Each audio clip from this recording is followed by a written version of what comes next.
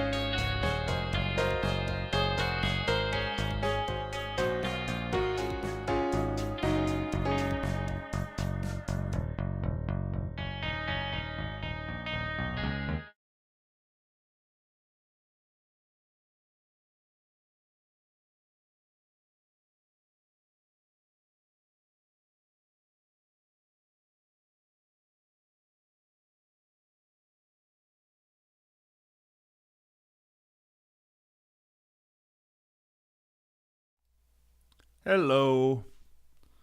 Good morning, everyone. I fixed my hair this time before popping on the camera, so it didn't alarm anyone. Hello, everyone. Popping up in the chat. Art Frog. Brennan feeding eggs to his dog. I am very jealous of this dog. I had to skimp a bit on my breakfast so my usual breakfast, I don't know if I've talked about this, but my breakfast on stream. But pretty much every morning I'll have frozen berries that I heat up and then top with some Greek yogurt and some sort of topping, usually like oats or granola, some nuts. But I was at the bottom of the bag. I only had maybe a third of the amount of berries I usually have. So, and I still put a good amount of yogurt on it, and the ratio was all off. So I'd love to have my owner make eggs for me. Maybe one day I'll find a loving home where someone is willing to make me eggs. So if I run out of berries, it is very healthy. I've been trying to be healthy, and one thing is I always resisted having the same having too repetitive of food. I always like to switch it up, but for me, I found the key to being healthy, having a healthier diet, is just locking in certain meals. So I just always have the same thing for breakfast, and always have pretty much the same thing for lunch, or similar things. So that I just pick something healthy and I just buy those things. I always have them so that it's easy to make those choices. And not that I eat totally healthy. There's other stuff slipping through the cracks, but I find as long as you have those 2 of my meals in a day are guaranteed to be pretty healthy, then that's a good start. So speaking of good start, let's get started. I was messing with things before, so let me see, make sure I have everything set up. I think I do. I'm getting better at this. All right, welcome to the First Thing in the Morning live stream. So we'll start off with a quote. If you refuse to act, action will be taken upon you, which sounds like a threat and definitely could be construed as a threat. And it is a threat. But it's an abstract threat. It's basically the idea that no choice is a choice to have the choice made for you. So I got some upcoming streams. We will be doing them from 8 to 9:30 as usual. So next week I will be streaming yet again. The Monday after that, there will be no stream. And then after that, for the next 2 weeks, there will be. After that, I'm not sure, because I'm going to be traveling around a lot, and I'm going to be out of town the following weekend and come back on Sunday. I might just say no stream on Monday so I don't have to rush to put something together. I was also away this past week, and I was in Toronto visiting some friends, and had all Sunday to put together something, but my original plan for what I wanted to present today, I didn't end up doing it because I realized I just didn't have the time to do it properly.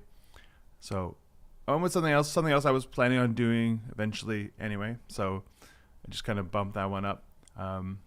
So yeah. I'm also thinking about, doing streams necessarily not without maybe doing a stream that's all just one big draw session, not necessarily always presenting something. So because I will be here at home on Monday, so I will be able to stream. So yeah, I'm thinking about maybe if I do it, just playing with the format, so I don't have to rush something to present. But I'll be figuring that out this week and next week I'll have a clearer idea of what March is going to look like. Is it political? The quote, yeah, if you refuse to act, action will be taken upon you. That's definitely true in politics. It's I think I've heard it phrased like, you might not care about politics, but politics cares about you, like that kind of thing. That if you just keep your head in the sand, it's like, well, then decisions are being made without your knowledge or consent, and usually you're only able to ignore politics if politics is working for you and it's not infringing on your rights. And then there's, that thing of, by the time it comes for your rights, if you haven't been paying attention, then there's a lot less you can do about it once it's already encroached to your doorstep. So definitely true in all aspects of life, political and personal, and how those two often overlap and intersect. All right, so put up my trademark disclaimer here. I'm just some guy. If you learn something from listening to this stream, then that's cool, but I'm not claiming to have all the answers. I'm just going to tell you what I'm interested in, what I've been trying. Might not work for you. I don't even know if it works for me. And I find these funny to put up a disclaimer up for some of these, considering today I'm just talking about the art supplies I carry around with me in my trusty little pencil case and backpack. So this is very much a what kind of brush do you use stream. So I always, there's that funny thing of like people asking what pen did you use, what brush did you use, like with the idea of like that that if I just used what you use, I'd be able to make art like you. And I've definitely I think that's very much a beginner art journey kind of step. Like I remember when I first started getting serious about drawing. It was like, no, but like before I started going to school, I was like, just taking, I guess, my like comics more. I used to do like comics. That was like my main thing before I got into animation. And I was like, I'm going to make comics for real. And then like, maybe even publish them or get them printed. So I was like obsessed with Jeff Smith. And I basically just like watched all his process videos and found out all the materials he used and just bought everything he was like whatever, speedball ink, whatever it was at the time, and I was like, I'm gonna ink with a brush like him. And I just like found just because I use the same tools that he does doesn't mean I don't have the same level of finesse or control over those things, and it turns out it's pretty hard to do. So that's when I discovered brush pens, and I got into those, and I found those very much my medium, which I still use today. And I'll get into get more specific here. So first of all, the pencil case. I love this pencil case. It's amazing. It's a Michael Rius design, a polyester pencil case. I was also looking up all those stuff that I'm going to be showing you, like looking up online. This one, it doesn't seem like they make this specific one. There's similar ones, but I couldn't find it anymore. This is over 10 years old. I couldn't remember exactly how long I've had this, but this replaced one that I had I think since high school and like through college, but it kind of sucked. It was very much a crappy sort of back to school one that I just carried through. It was like so frayed and torn, and eventually just exhausted its usefulness. But this one has held pretty strong. It's well loved. You can see there's a stitch repair on the side. I love this one. The color, I wonder in this photo, the color doesn't pop quite like it does in real life, but it doesn't really on cam either, but it's very vibrant, very cute. I also love that it has a triple pouch. So I'll just demonstrate this. It's very simple and elegant design. So it's got, you can see it has like 3 little pouches, but it zips up with one zipper, and then when you unzip it, it folds out, and then there's two pouches on either side and another one that's zipped up in the middle. So it's great because it, at least hypothetically, can keep your pens and pencils separate and keep the eraser from getting eraser shavings on, or pencil shavings on it rather.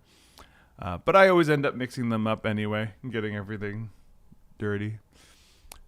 So yeah, those brush pens. So I've used so many different kinds of pens, and I have other ones in the rotation, but I find I keep coming back to these ones, and these are the ones I'm using right now.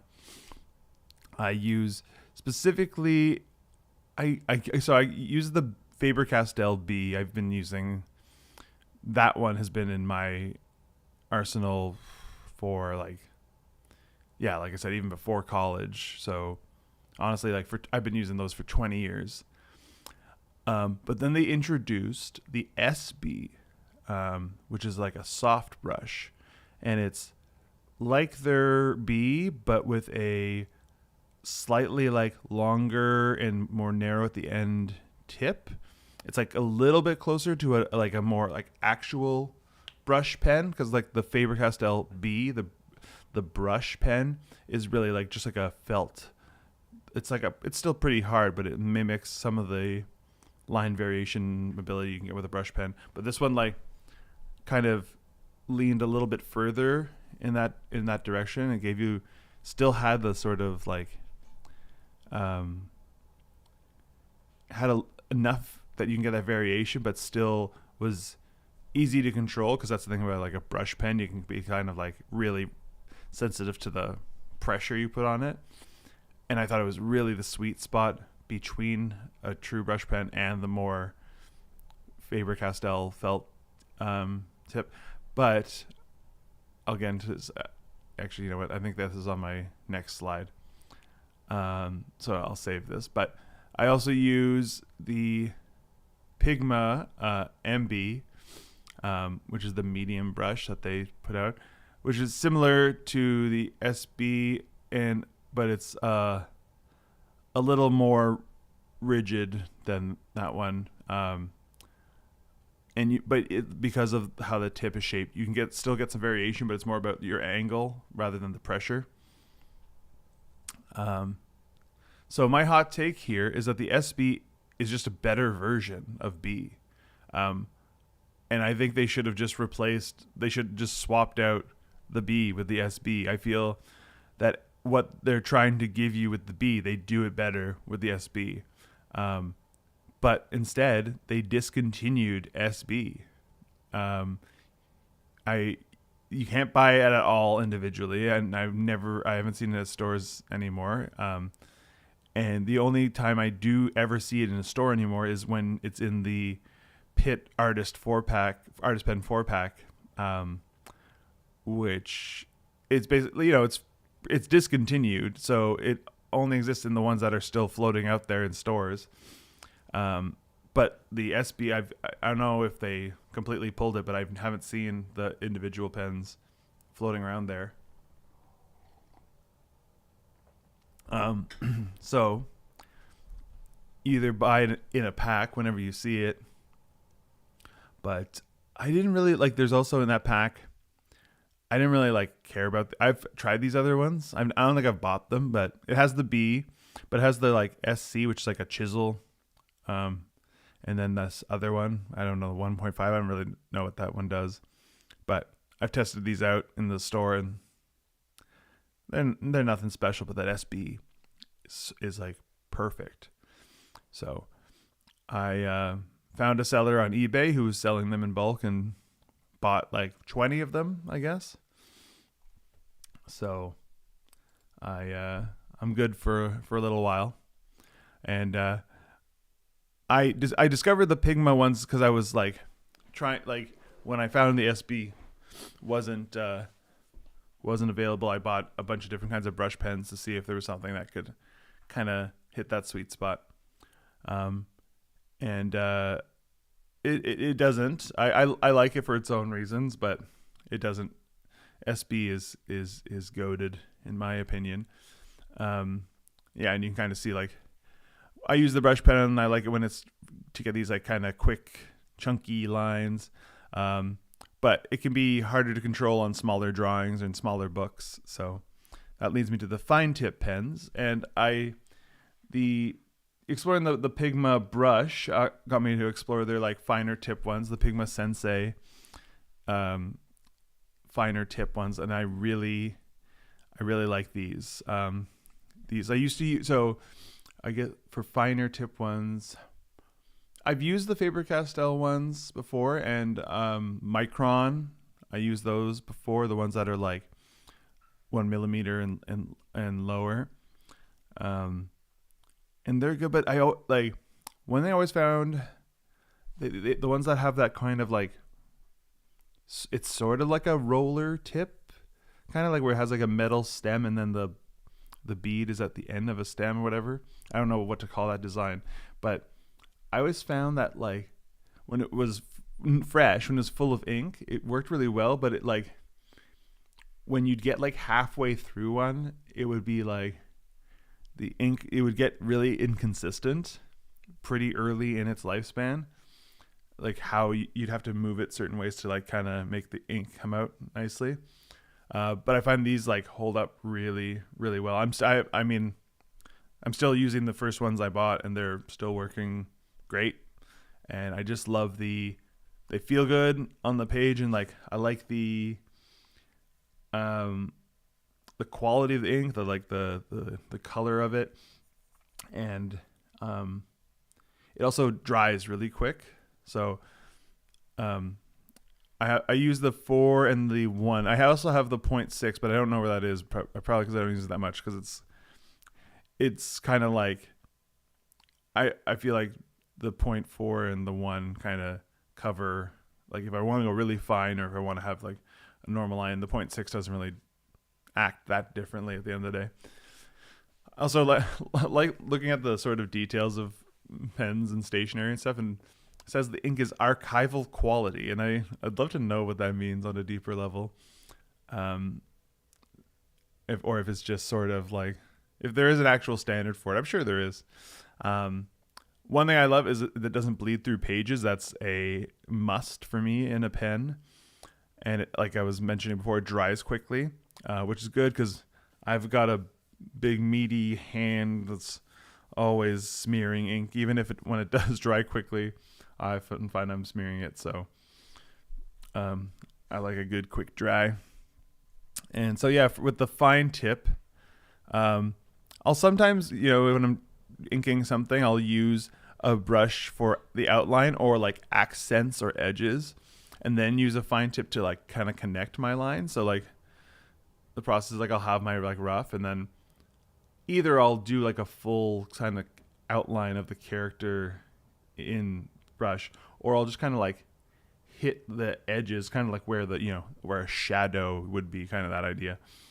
And I would just like, so it's like this sort of just the, imagine if you had just done like rim lights on something, and then it's like, so it's like just that part. And then I go in with a fine tip and connect them all. But sometimes I'll just, to get the thicker lines, I'll just double up my line with the fine tip. And I like find that's like very satisfying to do, to kind of do like a doubled up line. I just like the feeling of it. And I like the sketchier look that it gives. And of course it's more forgiving in smaller books, and you can kind of like do the little, like with the fine tip, like adjust the thickness of a line slightly or mess with it and give it everything cleaner edges. So I've been using a smaller sketchbook like a lot these days, and honestly for the past few years been using a more transportable sketchbook, because it kind of encourages me to bring it with me and draw everywhere, not just at home. So I find the fine tip ones I end up using more, especially in this very small book that I was using. So I also have this one. This one's just for writing. So it's just a Pilot V7 high tech point 0.7 millimeter pen, black ink, and I like a roller ball for writing. Just feels, also I always feel like I'll obviously do writing with my drawing pens, of course, like if I'm writing, like whatever, dialogue or little notes and stuff. But if I'm writing long form, like notes or scripts or ideas, I feel I need that roller ball to get me in that zone. Brandon was saying these sketches rule. Thank you very much. And wish well, so it reminds her of Dexter's Lab, and that is not an accident. I was heavily referencing the sequences where for that particular page, I was thinking about Dexter making stuff in his lab, those sequences, and taking inspiration from that. So yeah, these are just like, you can get them at Staples. I think like they're like $2, or you can get like a pack of like 12 of them for like 20 something, or I forget, but I usually just buy them individually. Even though it's probably less cost effective. But yeah, I like that. I switch my writing pen up a lot more than my drawing materials, but I've been really liking this one, so I think I'm gonna stick with this for a bit. But I am less picky. I'll use like whatever's around if I need it. Colored pencil. This is very important. So I was thinking, I wrote here, this is an animation school holdover, and that is true. But again, like I was talking about discovering Jeff Smith and his process. He's an animation guy who moved into comics, and so he was using, I think he would use Colorace blue for his layouts and his roughs, and I think that's when I started using them. But college really ingrained this in me. So this is the Colorace Prismacolor Blue, code 20044, and that was very important at a time when, I forget when this was. I feel like it was like, I want to say in the like early 2010s. There was an era where they changed the color of the pencil. Yes, I do have two of them. So this is the same pencil. This is the old color, what it used to be. And I think it's because they switched around, like they had a dark blue, and this used to be the color of dark blue, but now this is blue. So that was confusing. I ended up buying some dark blues by accident, which I don't like as much. It just is, yeah, it's like, I don't like the non-photo blue or the light blue. I like blue kind of feels like the right one for me to draw with, because it's like, I'm not super heavy-handed, but I found like when I would draw with non-photo blue, like it just wasn't giving me feel like there was enough information on the page for me to read. But then like the dark blue is like too dark. So I find like this one has sort of stepped in as like the animation pencil. Like I find that like at the college that I went to, this is the one they sell at the store. Yeah, so before I discovered this, I would just draw. I look at my old sketchbooks. I would just draw directly in ink, or I would scribble lightly with a pencil. But since college, it's been very hard to, sometimes I'll go straight in pen, and I find that's like, it's a fun exercise, but I always return to the safety of the blue. I find that's just like how I do get my best thinking done, best drawing done. As for the non-photo blue, this is an endangered species. So at this point, I don't think Prismacolor even sells individual colors of Colorace. I could be wrong about that, but on their website, there's only sets of 12, and non-photo blue is just not in there at all. And if anyone doesn't know what I mean by non-photo blue, all it is that you can draw on it on paper in non-photo blue, and then you can clean up your drawing. And let's just say, like, how if you draw over a rough, sometimes you can still see your rough line work with the first pencil you used. Non-photo blue just doesn't get picked up by a photocopy. or a scan. So if you were to scan your drawings, you'd only see the clean. So that's why it was useful for animation. But I guess not useful enough for them to keep making it. I also was reading some things, and like I wasn't able to find the actual answer for this, but there was stuff about like the material that they use to make non-photo blue, maybe like make that color, that pigment, became too cost prohibitive to make it a pencil that like people would still buy at that price point. So like I was just mentioning, I always liked blue more than, even when non-photo blue was available. I just found it, I used it at first because I was like, oh, those are the one they want us to use. Actually, in pre-animation, I look at those sketchbooks and I'm using non-photo blue in those ones. But I always felt like what I would like look at a drawing in non-photo blue just like didn't feel like satisfying, and just didn't feel like the information was there for me to build off of. So yeah, well, I'll often like I doodle in blue, and like usually what I'll do for a sketchbook, yes, a more elegant tool of a more civilized age. It definitely feels that way. So I'll like doodle with the blue pencil, and I'll usually like I won't like draw in pencil and then immediately clean it up. I go through like phases where sometimes for pages and pages, and with this book in particular we're looking at, I think I got most of the way through this book with just blue pencil until one night at Drink and Draw, I was like, I'm just going to start inking this. And then I just started at the beginning and just started like inking my sketchbook.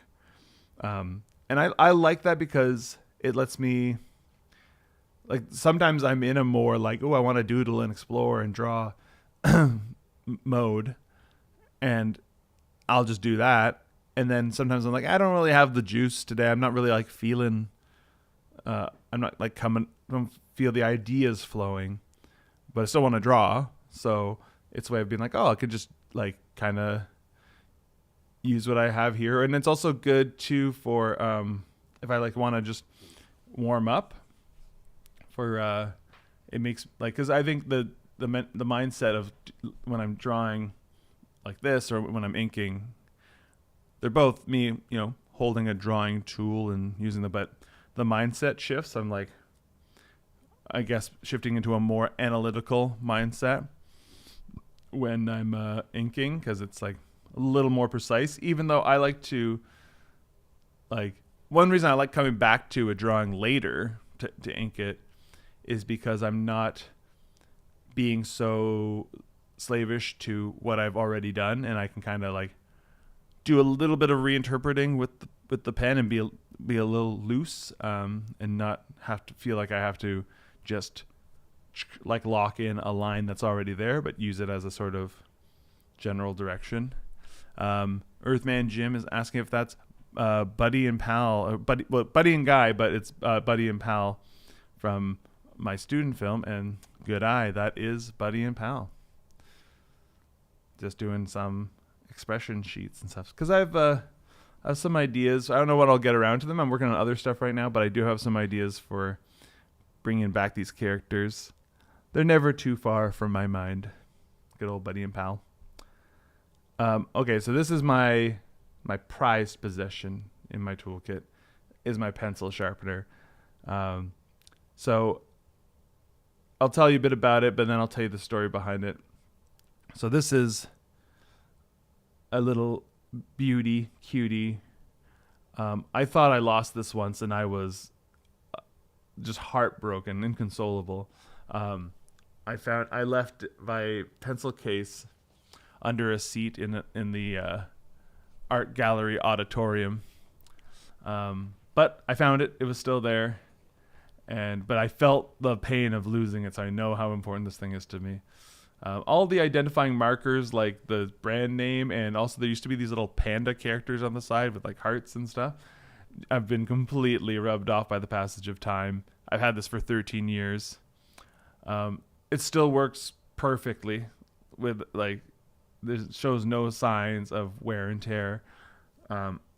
I think like it's funny because you're like, wow, it's built for kids, but it's lasted. I think there's part of it's like, yeah, like it's things that are built for kids are built to be like thrown around and really roughed up. So in a weird way, they're like resilient and like hold up.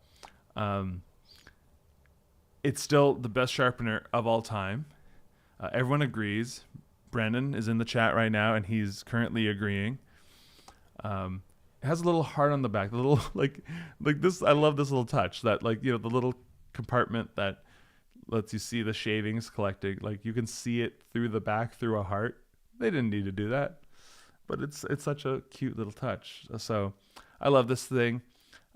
So I discovered this. I first used a sharpener like this, and I'll do a little tech demo, just so you know like why I love this thing as I tell the story of it.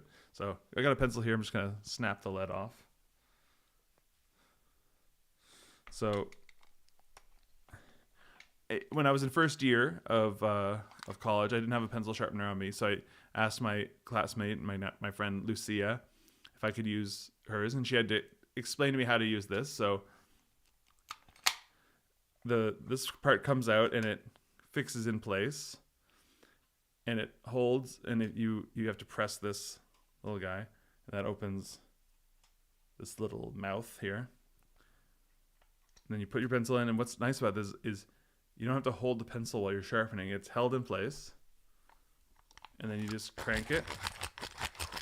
You'll feel resistance, and then eventually it just starts to be smooth, and that's how you know it's done being sharpened and is now the perfect sharpen.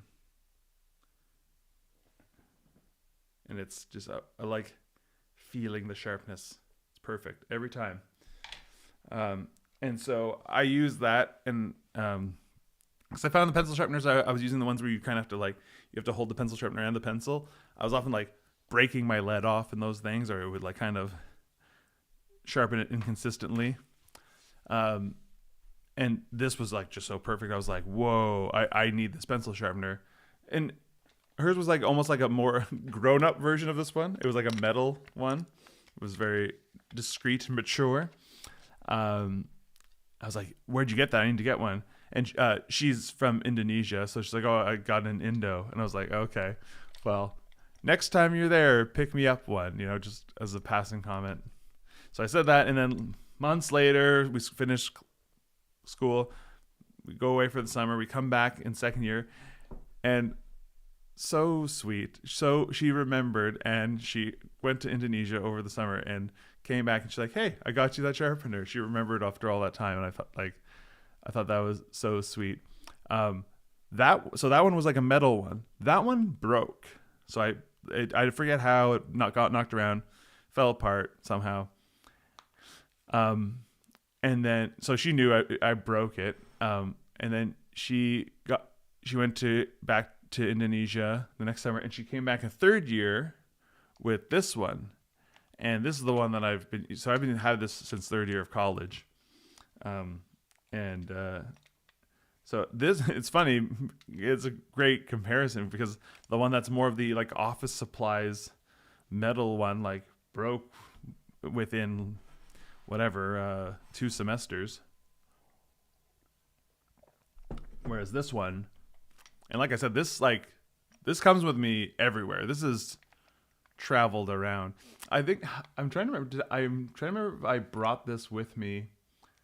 Yes, I did bring this with me to Europe. So and I remember sometimes this thing going through the airport, people the X-ray machine, whatever. Sometimes we're like, "What is that?" And they want to see it, and I'm happy to show them. As for an eraser, I love this thing. I just discovered this pretty recently. It's like $2. It's great. It's just, and of course it's filthy because it's been in my pencil case, but just like this simple little it's almost like a X-Acto knife, kind of like retractable eraser thing. Staples coming through yet again with cheap but efficient, effective stationery and art supplies. And yes, it is filthy dirty, especially the end.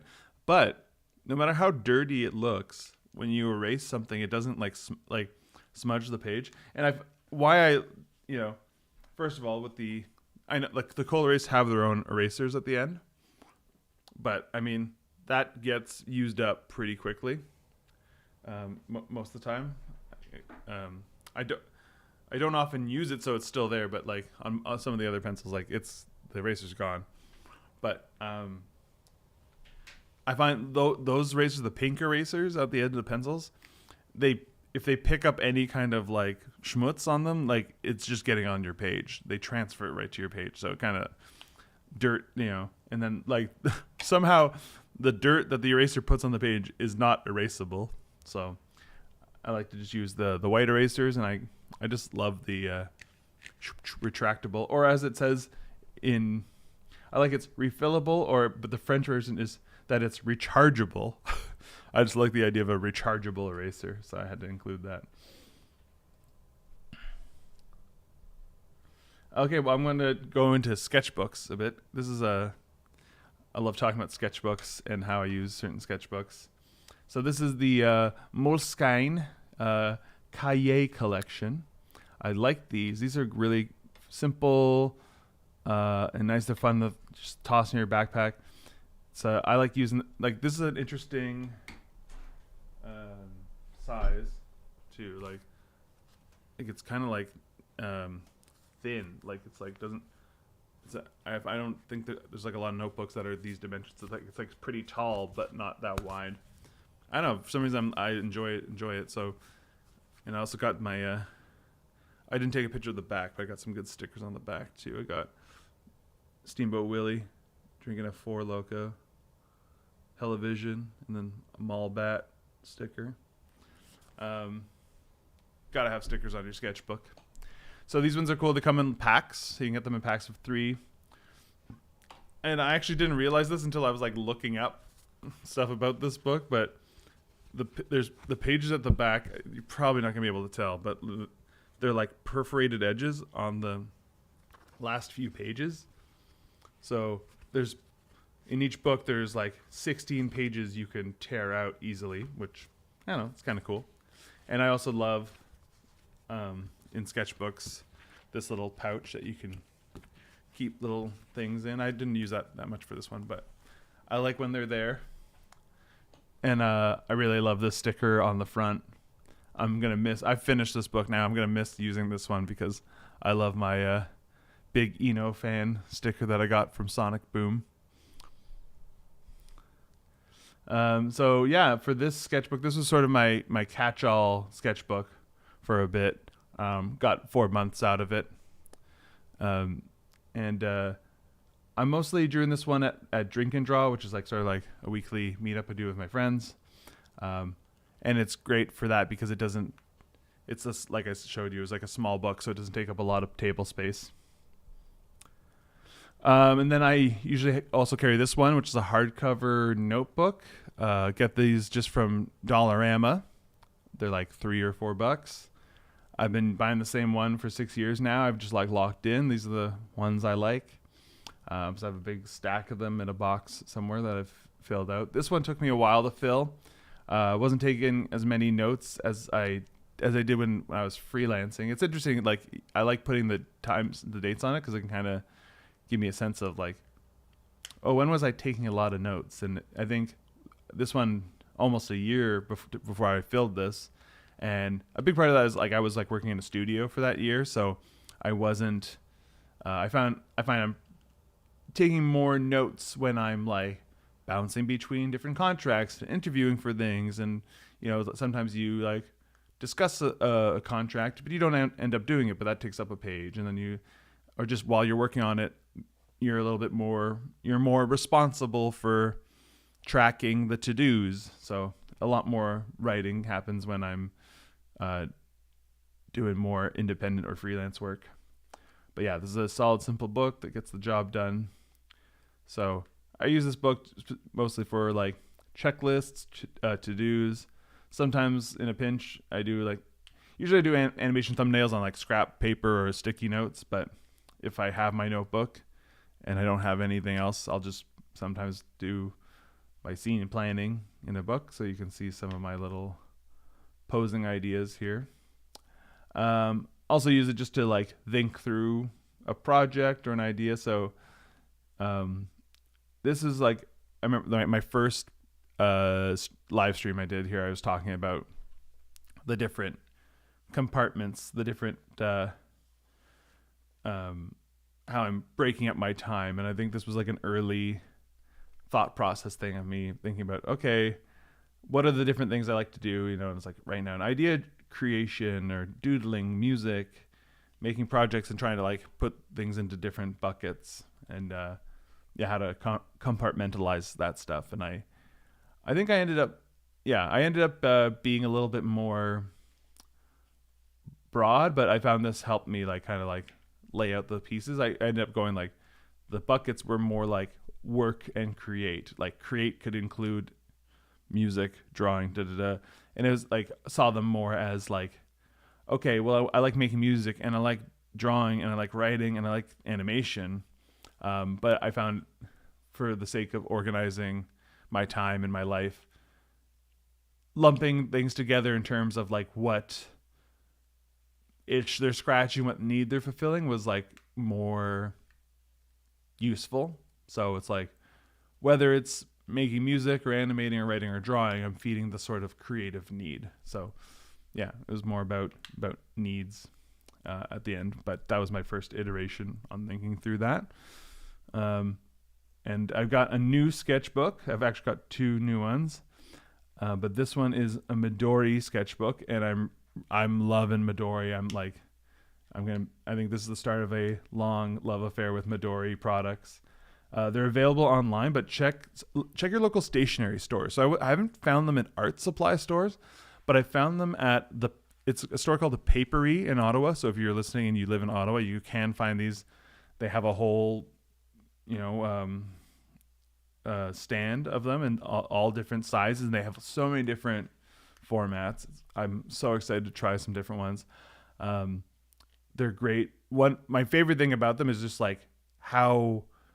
So one thing I always am wrestling with sketchbooks is the spine, and every artist who uses a sketchbook knows what I'm talking about. Like, I like the spiral bound ones because you can fold them over and lay them flat on your lap or on the table, but the spiral sometimes gets like unspun from the holes and it can like fall out and stuff. And then you like the more traditional book spine ones, you have to sometimes like is like trying to flatten it out. The way they bind these, it's like a lot of little booklets that are kind of all bound together with like this tape and glue. It's gonna be, it's hard to demonstrate it in the picture or like on the video. Yeah, I don't know if you're gonna be able to see what I'm talking about, but it's got this sort of textured tape that holds together. Yeah, it's not going to be clear enough, but like if you look at it up close, it's not like one piece of paper like wrapped around and then a bunch of concentric ones that like, and then there's like the one in the middle that's like a page. If you can picture what I'm saying, so that it all gets kind of like tough to like keep open on the ends. It's a bunch of mini booklets, so no matter where you turn to, it always is easy to like, it just naturally has a bend to it. So I'm really liking this one. So I'm using this one I've been wanting to do this for a while, which is use one book specifically for one idea. So it almost has like, this one really like it, not like a literal like storytelling where I'm like, it's like a narrative, but I am using it to think through one project. So I'm using this specifically. I'm going in order, kind of thinking through a series of zines, and zines that I also want to then do adapt to little micro shorts. So only ideas about this are going into this book, and I've been really, finding that really like a fun creative exercise. And then I also recently added a different aspect to it where if you flip the book upside down and start from the other end, there's like a different kind of story that is like a complementary story to the one I'm telling in the other direction. And I'm finding that just like a really fun, creative frame to explore this idea through. Yeah, it's nice to keep things somewhat organized. Yeah, I'm always like kind of in between, like, oh, this sketchbook's for this sketchbook's for this, but then they end up just bleeding into each other.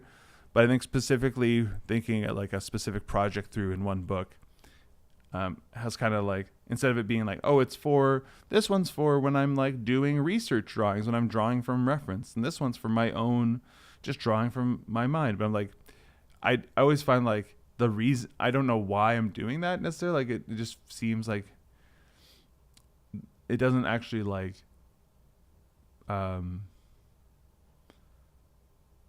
hold up. Like there's no actual practical reason why I should be doing that.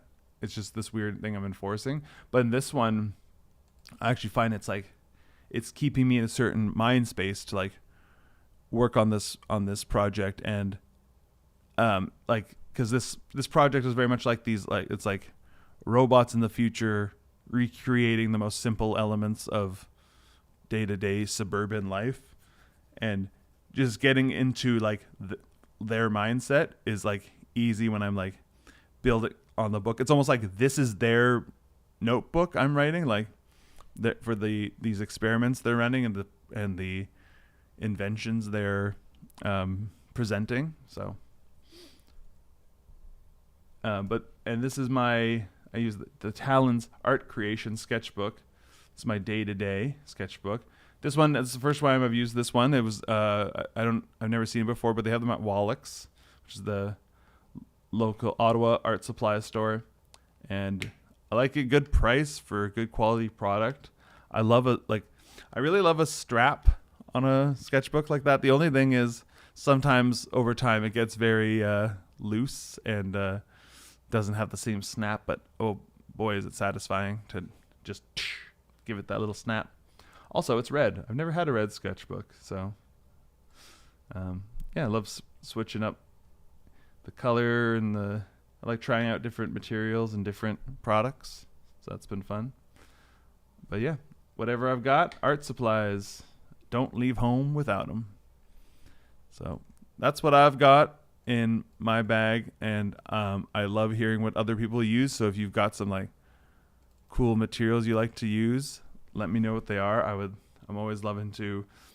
I can't pass an art supply store without walking in there, and 9 times out of 10, I'm walking out of there with at least a couple of pens. My sketchbook and eraser are fidget toys. I am very much a fidgeter, so yes, that is true. The eraser is like an amazing fidget toy. Like, also because sometimes the little knob that makes it move along the track gets a little dislodged, and you got to like click it back in place, and oh, that feels good. So I love art supplies. Tell me what supplies you're using. Things I should try. Main takeaways, I highly recommend checking out the Midori sketchbooks. Just like I love the variety of formats they have. The quality of the paper is really nice. It's like it's nice and thin, and it doesn't bleed, like my pens don't bleed through, but you do see through the pages a little bit. But I don't draw on both sides of the page in a sketchbook, so that doesn't really bug me. But it's kind of cool to have a little bit more translucency in the paper, because one thing is maybe you could use it to kind of draw and like transfer things over onto another page. But so yeah, I'm very excited about that, and I'm already looking forward to filling up one so I can try some other formats, some other sizes. Yeah. So in addition to all those acoustic art supplies, we also love digital art supplies. Like, where is it? Cintiq stylus. So I'm gonna boot up a draw pile, and I'll I'll post the link in the chat when that is set up.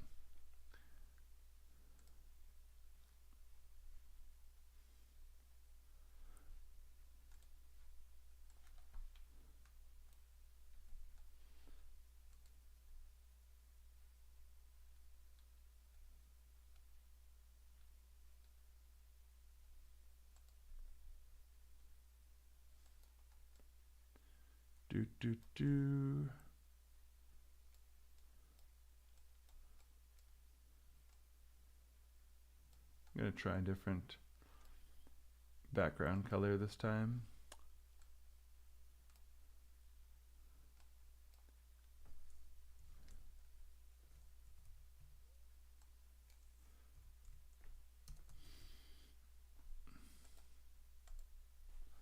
All right. So yeah, if you've never used Drawpile, it is a bit of software you can download from drawpile.net, and you can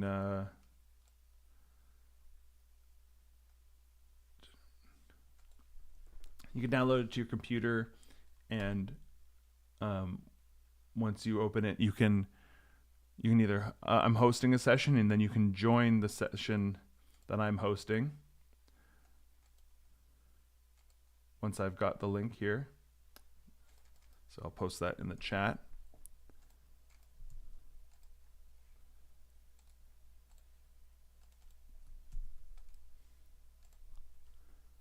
There you go. So yeah, if you just start the software on your computer, go to session, and then join, and put that link in there. It'll let you join the Drawpile, and then you can draw on a nice shared canvas with everyone, and it's very fun and good.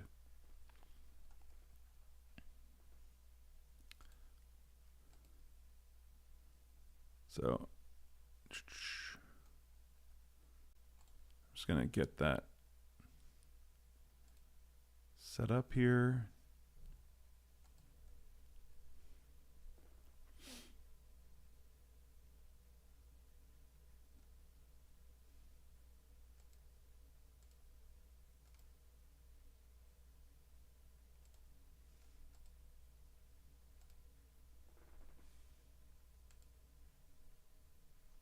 Okay.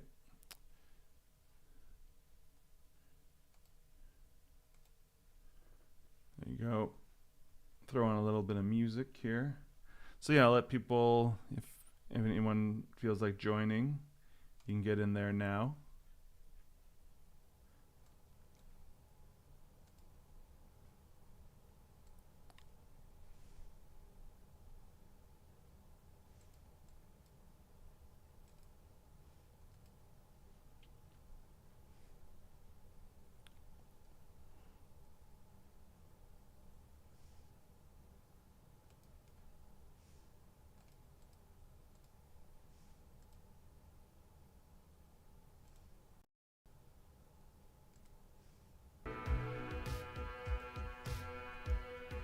A little background music going there.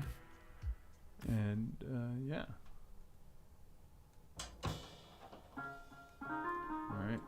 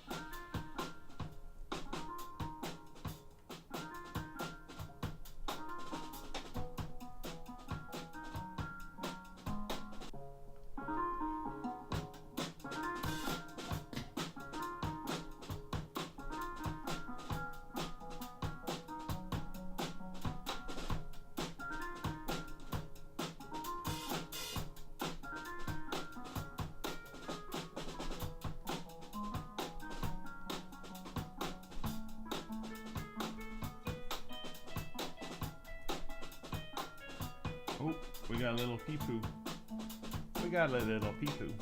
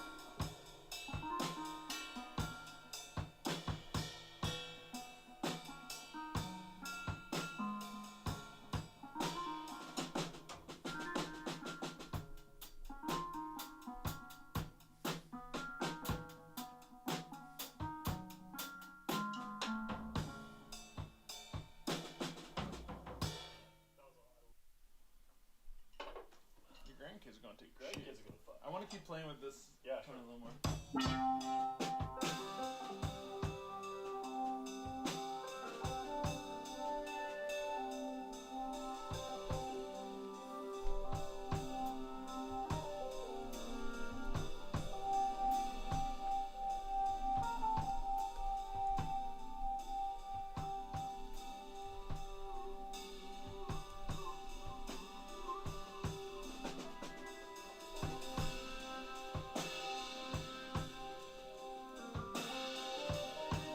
Oh, you can't copy the text from the link?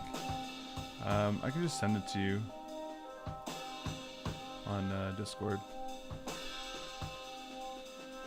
Give me a sec.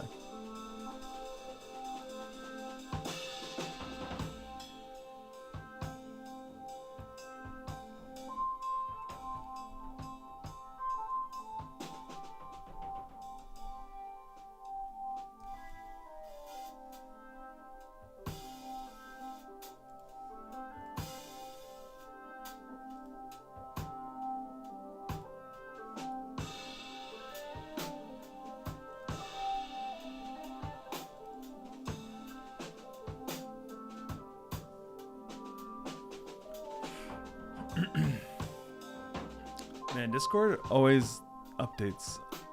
No application updates as much as Discord.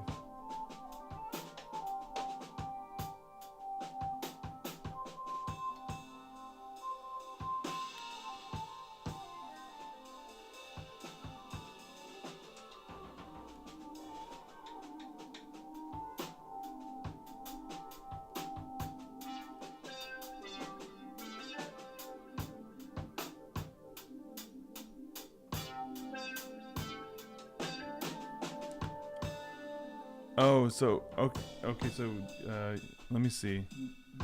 It takes the password with it, so that doesn't work. Okay, I see what you mean.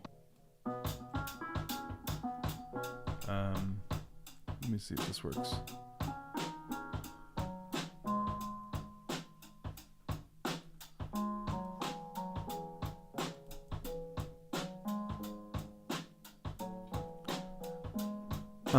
Like when you put the session link into Drawpile, do you include like the word Drawpile colon then the rest, or do you delete that part?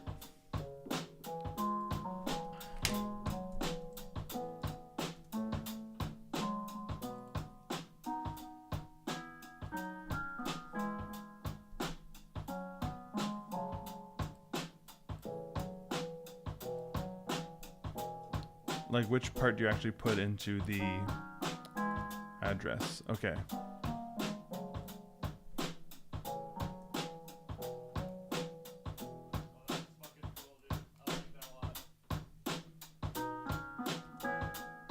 So I just sent it to you on Discord. So try to use that one.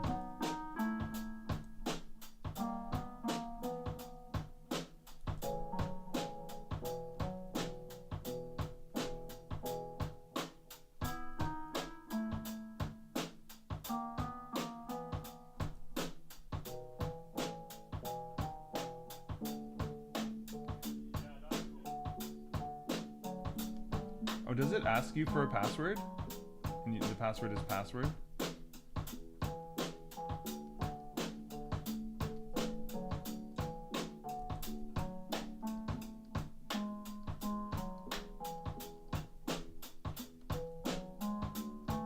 I thought I had it set to you don't need a password, but maybe I need to set that every time.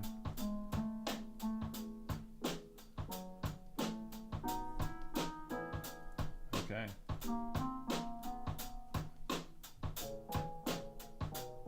I'll have to work out the kinks there so it's more intuitive for people to join. But yeah, Lisa, let me know if you are able to join with that link I sent you.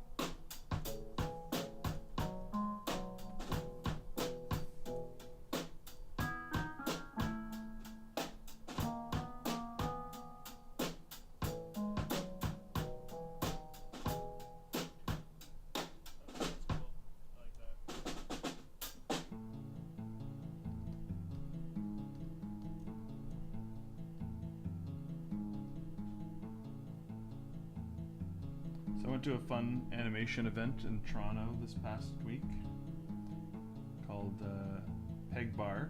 It's where just Lori Lewis in Toronto organizes it, and she rents out this cool little basement pub called The Witch, W-Y-C-H, The Witch, in Witchwood. And just, yeah, a bunch of animators hang out there. Yeah, and it was really fun. It was, this is like a year now that she's been putting them on. And it's just a nice, regular sort of, I think it's it's monthly social event for animation. I've been wanting to check it out, but I'm never in Toronto when they're happening, or I'm busy doing something else. But yeah, I was visiting friends this past week, so I went and checked it out, met some cool people. So if you are in Toronto and looking for some good animation hangs, check that out for sure.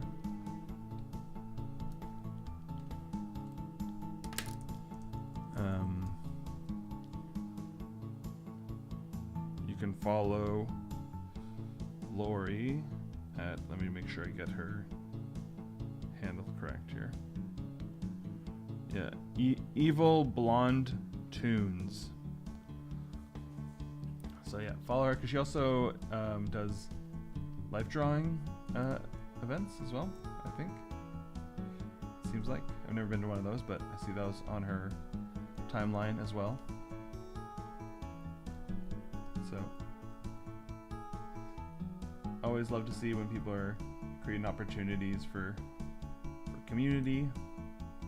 And yeah, I know a big part of it, what she's saying is that, like, you know, a lot of people miss because things are so remote, maybe people aren't working in a studio as much right now these days, but they still love the socializing with fellow animators. So this is a way of just making it happen without needing work to facilitate it, which I think is great.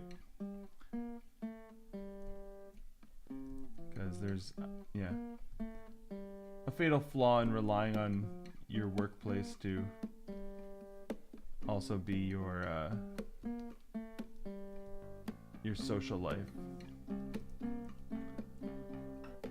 Main one being because if you lose your job, you also lose your social life, which is not a good recipe.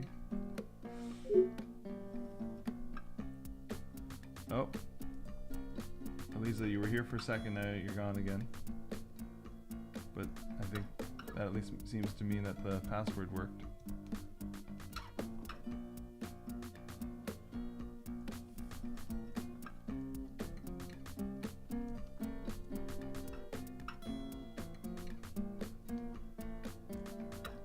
Yeah, but I met some cool folks. There's a good amount of students there. A lot of Seneca students. And it's fun talking to them and hearing what they're working on.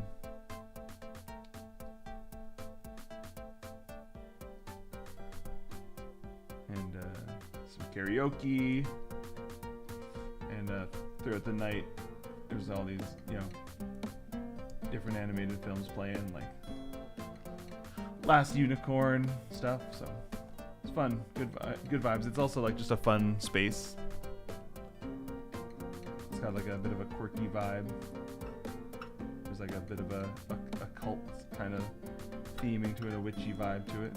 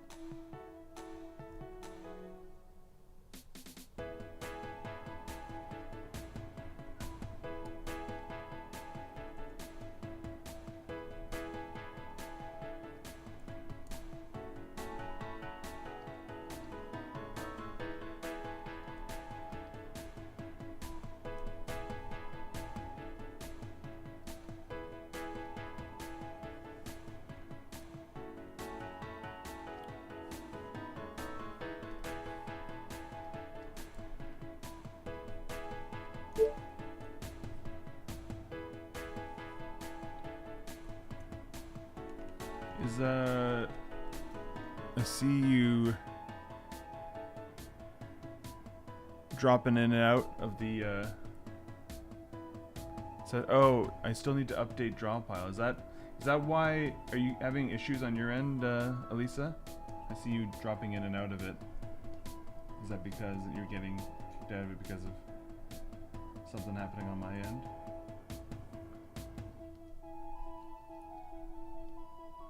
Like, what issues is me not having the latest update causing? I thought I had updated it, but I guess I didn't.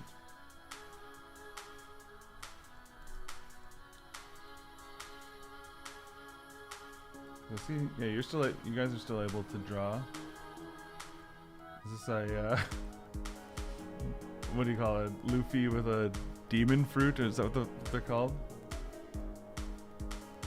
When he gets different inflation abilities. What are a different gear, right? He gets gears. That's what his different abilities are called.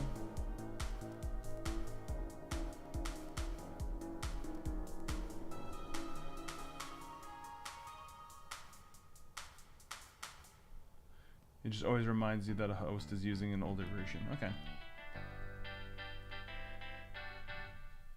I swear I downloaded a new version. Is there another update?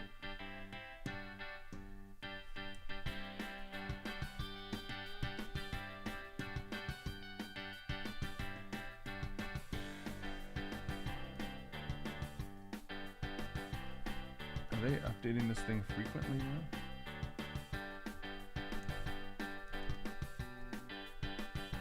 I don't know about you. I'm like, I don't know how most people are with updates, but I always like wait till the last possible second update until like something is compelling me to update.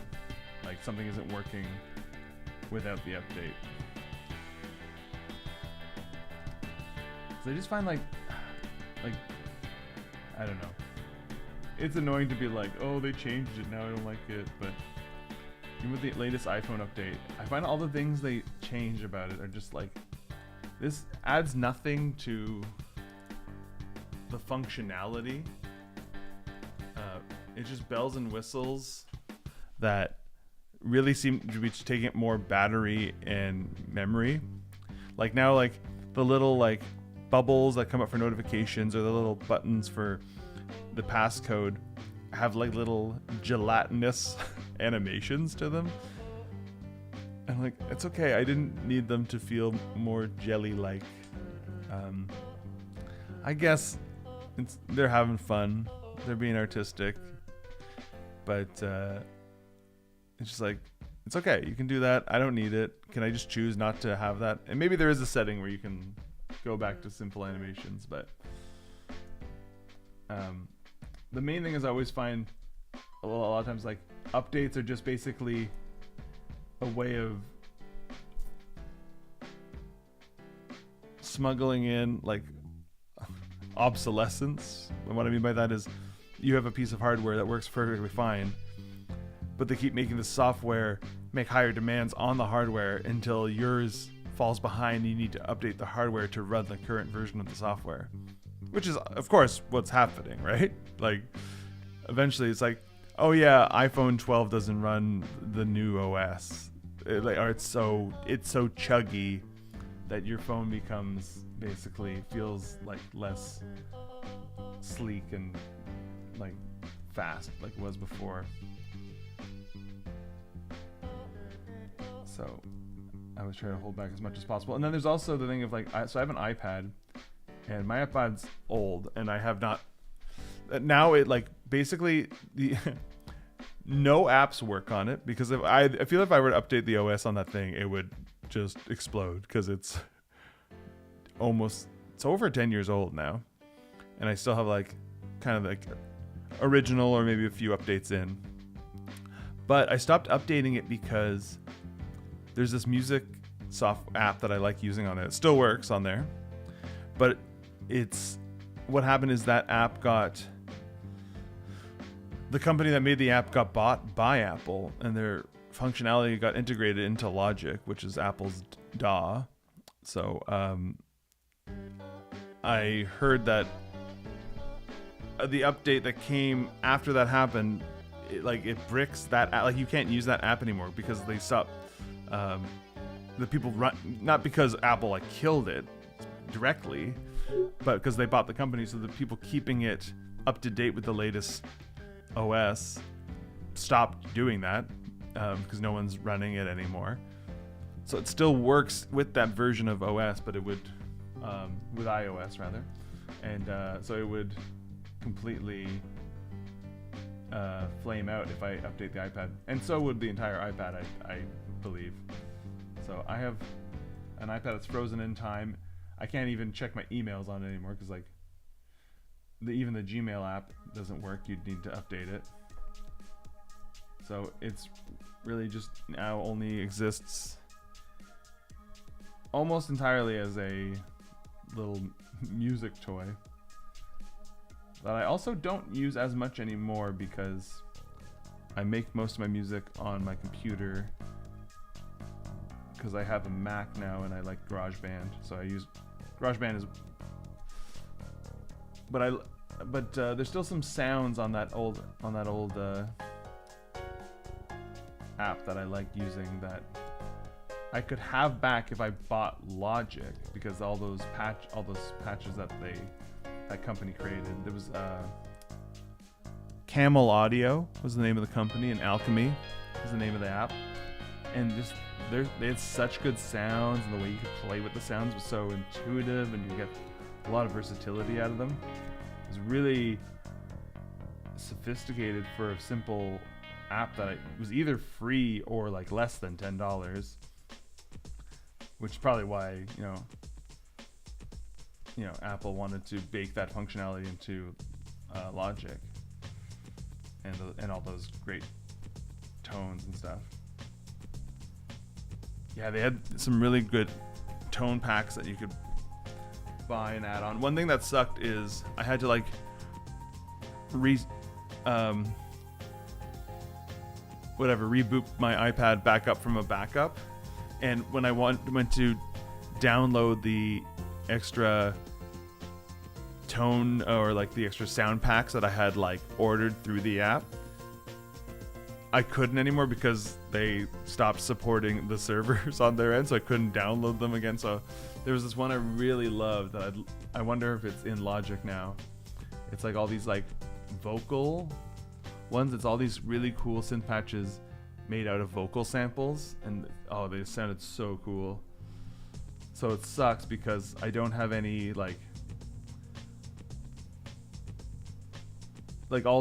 even the old project files I have on that on my iPad. The sound, if I made them with the vocal samples, they don't play with them because they aren't in the sound bank anymore.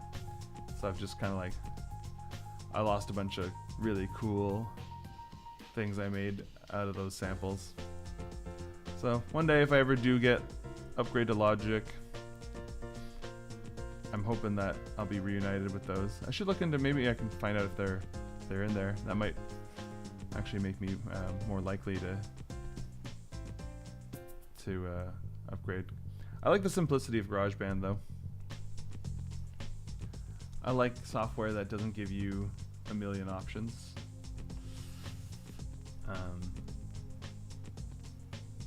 So, because I like to, I don't know. I like to work fast and not. I like limitations, I guess, is really what it comes down to. Like working with just a more limited range of choices. I find it's just more fun. I don't like fiddling with knobs too much. But there does come a point where there's things you want to do that simple tools can't satisfy anymore. And I sometimes feel like I get to that point. But not enough to make me actually seek out a new program.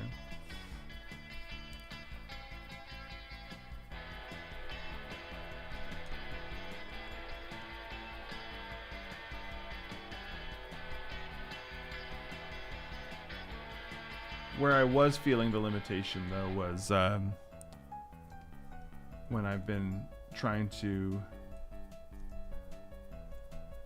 put together podcast episodes and do audio tidying up on recorded like interviews and making that all sound good and have a workflow that makes sense and isn't destructive. But I do now have access to the Adobe Suite through my college account.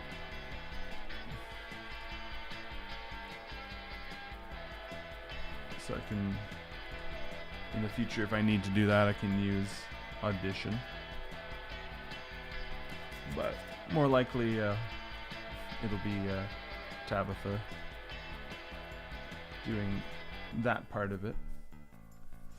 For the actual audio editing, when I'm just like kind of like finding the episode in the interview, I just use Audacity. But Audacity for doing more advanced audio processing, like, is really, it's a bad workflow because everything you do just like is baked in. You can undo, of course, but you can't like click things off and on.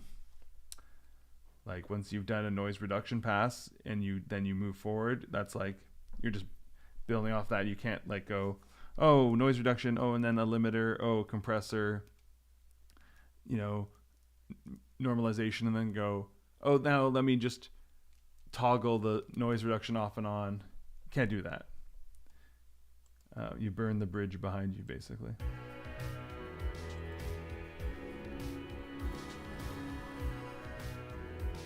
Oh wow, I really was not keeping an eye on the time. It is already 9:30. Yeah. It's a very, very doodly one. This is fun. So, but I'll wrap it up soon because I need to get to class. And I was also hoping to visit my friend's office before I start my own class today.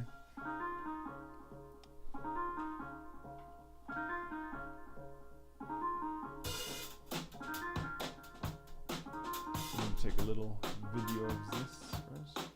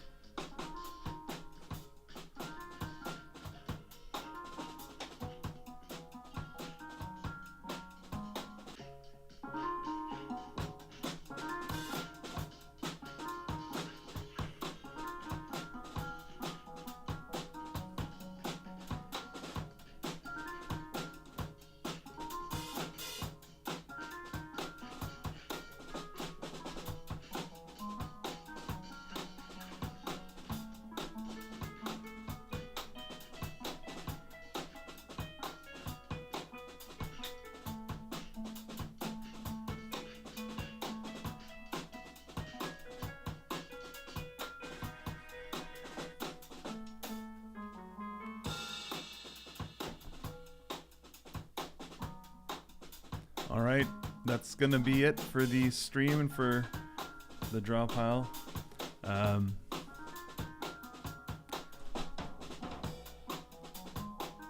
only update when the dates get me down. I only updates when the dates get me down. That's a good bit of wordplay.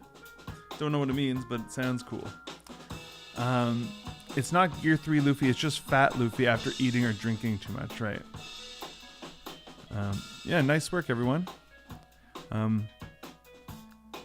Yeah, I find sometimes I'm just like getting into it and then I'm like, oh, it's already time to go. I think my art supply talk went longer than I thought. I thought that would end up being a short one, but ended up, I think, being longer than most of them.